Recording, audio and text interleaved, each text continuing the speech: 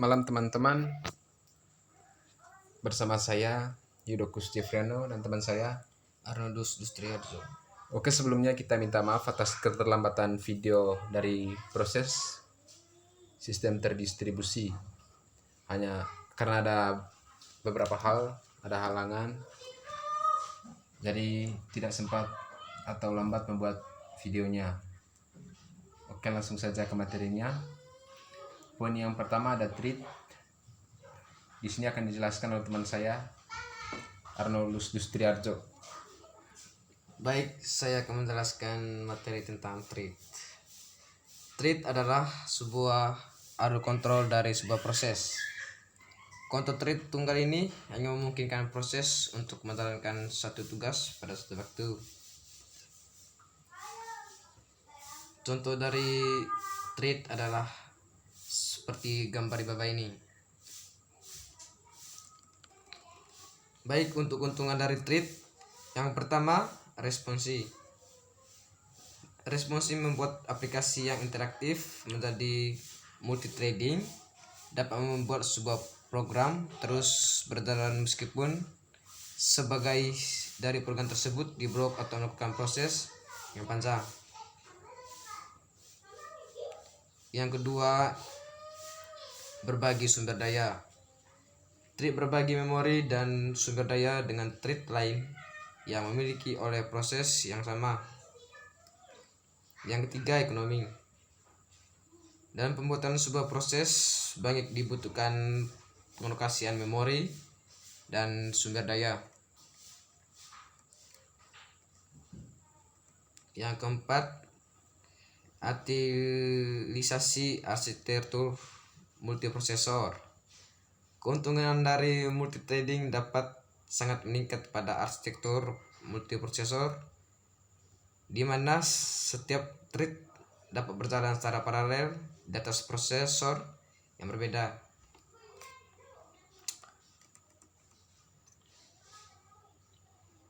Oke, untuk materi tentang multi-threading model akan dijelaskan oleh saya. Sebelumnya saya akan menjelaskan tentang thread pengguna dan thread kernel. Yang pertama, thread pengguna. Thread yang pengaturannya dilakukan oleh pustaka thread pada tingkatan pengguna. Sedangkan thread kernel itu sendiri adalah thread yang didukung langsung oleh kernel. Pembuat, penjadwalan, dan manajemen thread dilakukan oleh kernel pada kernel space. Di sini ada model-model multi-threading. Yang model yang pertama ada many to one. Many to one model memetakan banyak user level thread ke satu kernel thread. Pengaturan thread dilakukan di user space. Oleh karena itu, ia efisien, tetapi ia mempunyai kelemahan yang sama dengan user thread. Yang kedua ada model one to one.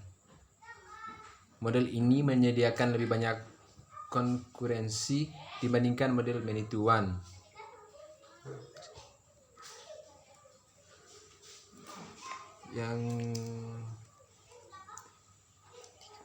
Yang ketiga ada model many to many. Model ini merupakan model multiplexes. Banyak user level thread ke kernel thread yang jumlahnya lebih kecil atau sama banyaknya dengan user level thread.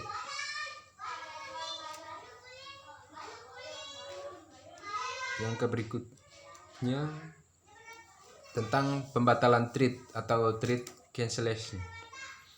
Thread cancellation ialah pembatalan thread sebelum tugasnya selesai.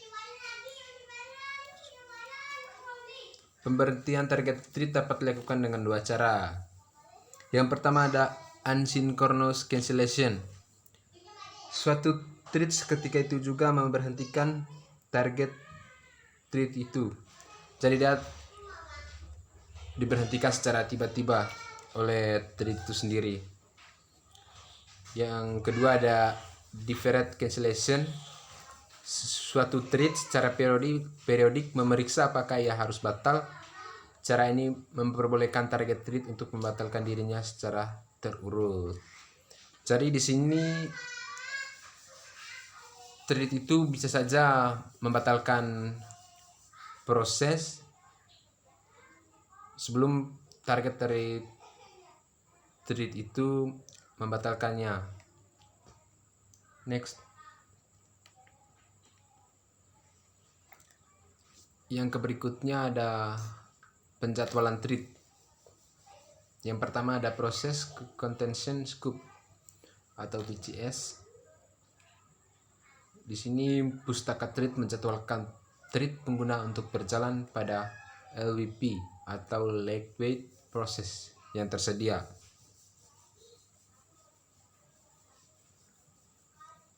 Berikutnya ada sistem contention scope atau SCS. SCS berfungsi untuk memilih satu dari banyak thread, kemudian menjadwalkannya ke satu thread tertentu, yaitu CPU atau kernel.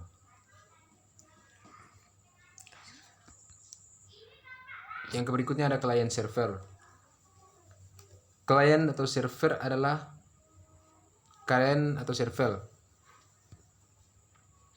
server adalah komputer yang dapat memberikan servis ke klien, sedangkan klien adalah komputer yang mengakses beberapa servis yang ada di server. Jadi gambarnya seperti ini. Di sini ada klien, dua server.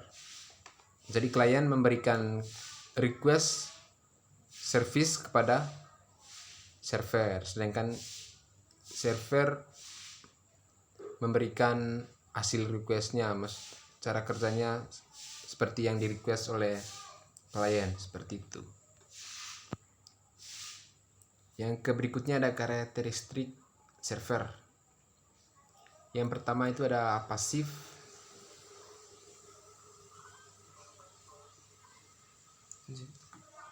Yang kedua itu server menunggu request, yang artinya server menunggu request tadi klien maksudnya. Yang ketiga server menerima request, memprosesnya, dan mengirimkan balasan berupa servis ke kliennya. Itu kurang lebih karakteristik atau cara kerja server. Berikutnya karakteristik klien atau cara kerjanya. Dia yang pertama aktif, yang kedua dia mengirim request. Jadi di sini klien mengirim request ke server. Yang berikutnya menunggu atau menerima balasan dari server. Jadi setelah klien mengirim request ke server, di sini klien akan menunggu hasil yang di request oleh klien tersebut ke server. Yang poin berikutnya ada agent. Software agent adalah entitas perangkat lunak yang didedikasikan untuk tujuan tertentu yang memungkinkan user untuk mendelegasikan tugasnya secara mandiri. Selanjutnya, software agent nantinya disebut agent saja.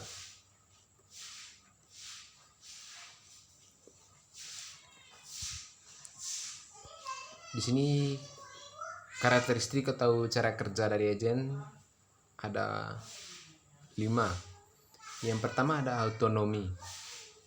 Autonomi gen maksudnya dapat melakukan tugas secara mandiri dan tidak dipengaruhi secara langsung oleh user, agen lain, ataupun oleh lingkungan, environment.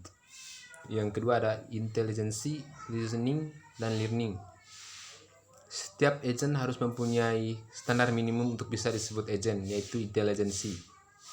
Yang ketiga ada mobility dan stationary. Capture khusus untuk mobile agent ya, bukan mobile agent.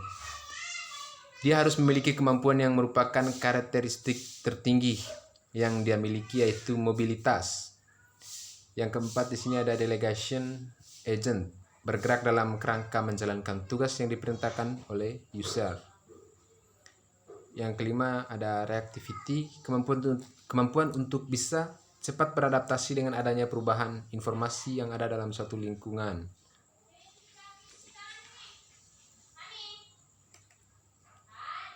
Poin berikutnya ada, maksudnya yang ke-6. Oh maaf, ternyata bukan hanya 5, tadi ada 6. Yang ke-6 itu ada proaktif dan goal oriented sifat proaktif boleh dibilang adalah kelanjutan dari sifat reactivity. Jadi sama kayak reactivity ya. Dia cepat beradaptasi. Intinya begitu, harus cepat beradaptasi servernya. Yang ketujuh ada komunikasi dan coordination capability. Agent harus memiliki kemampuan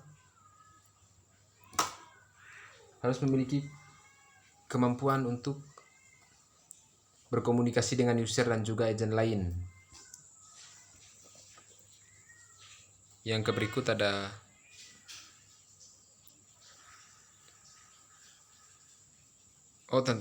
ternyata sampai di sini materinya guys. Jadi kita mengucapkan terima kasih sekali lagi. Kita juga minta maaf atas keterlambatan videonya kepada Bapak dosen, kepada teman-teman, karena ada beberapa halangan juga. Semoga kita semua sehat selalu, dijauhkan dari COVID-19 ya. Amin. Terima kasih banyak.